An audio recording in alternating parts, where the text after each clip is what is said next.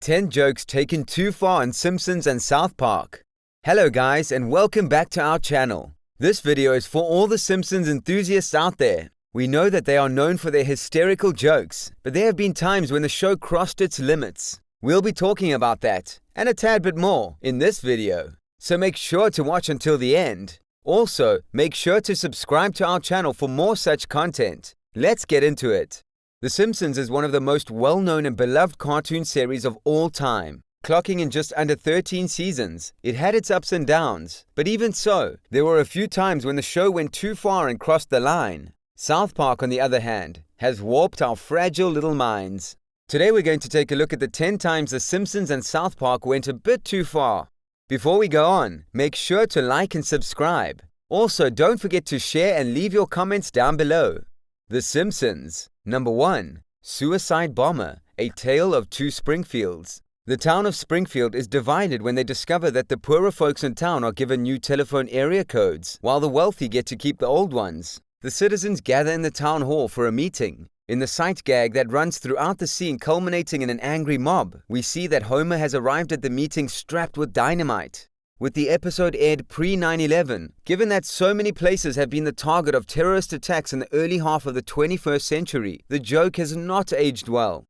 Jockeys are murderous elf-like creatures. Saddle Saw Galactica. One of the earliest examples of The Simpsons compromising itself in a big way came with the 2000 Saddle Saw Galactica, an episode which was responsible for ushering in a new era of outlandish plots that didn't fit well with the established world that has been set up in the series thus far. Saddle Saw Galactica features a plot that sees Homer adapting a racehorse that he later nicknames Furious D, before angering a league of jockeys who turn out to be murderous elf-like creatures who threaten to eat his brains if he continues to show them up. It was an odd plot for the series at the time, given that it featured a plainly fantastical aspect that the show had, up to that point, steered clear of. Truly, this proved a step too far. Number 3. The Death of Maud Flanders, Alone Again, Natura Diddley. The untimely death of Maud Flanders marked a turning point for The Simpsons, ushering in a new era for the show in which bad decisions were made for the sake of controversy, which, in turn, was intended to increase ratings. Alone Again, Natura Diddley first aired in 2000, and is famous for featuring the super shocking and notably tactless death of Simpsons' neighbor Maud Flanders, wife of Ned. Mike Scully, who was showrunner at the time the episode aired, has outright admitted that the decision to kill Maud came as an attempt to increase ratings. Number 4. The Whole Darn Thing, Kill the Alligator and Run. The plot here involves the Simpsons going to Florida, fighting an alligator, and meeting Kid Rock, laid out as a series of increasingly unfunny jokes. Why, then, has this been included as one of the moments in which the Simpsons took things too far? Pretty much, it's down to the lackluster and increasingly chaotic structure of the episode, in which the usually intricate narrative beats we often associate with the show's earlier years found itself discarded in favor of an unfocused mishmash of unpolished elements. It ushers in a new era of increasingly bizarre episodes. Number 5. Grandpa Simpson contemplates suicide. The Simpsons has occasionally delved into episodes of a much darker nature involving a wide variety of its iconic characters. But was an actual plot involving Grandpa Simpson and suicidal thoughts really necessary? No. So it was 2006 $1 million Abby that saw Abe Simpson, old and alone, contemplating suicide by way of an invention called Dipod. Weird, right? Dipod sounds like iPod. Whoa. The episode was pretty darn awful, but the basic premise, that lovable Grandpa Simpson was thinking about killing himself, just left viewers with a sour taste in their mouths. It's not that The Simpsons shouldn't deal with big topics from time to time, but something about this plot didn't ring true and compromised an iconic character for no reason. I'm going down to South Park, gonna have myself a time. Friendly faces everywhere, humble folks without temptation. Going down to South Park, gonna leave my woes behind. And we're parking day or night, people spouting howdy neighbor. Heading on up to South Park, gonna see if I can't unwind. South Park. Number 1. The Queen Commits Suicide. The plot to The Snook, Season 11, Episode 4, quickly turns into a 24 spoof when a new kid starts at South Park Elementary. After giving the impression that Cartman is just being racist, which he definitely is, it turns out there is a terrorist conspiracy going on, and Hillary Clinton is at the forefront of it. Yes! Mrs. Clinton has been infiltrated by terrorists, and they've hidden a bomb in her lady parts.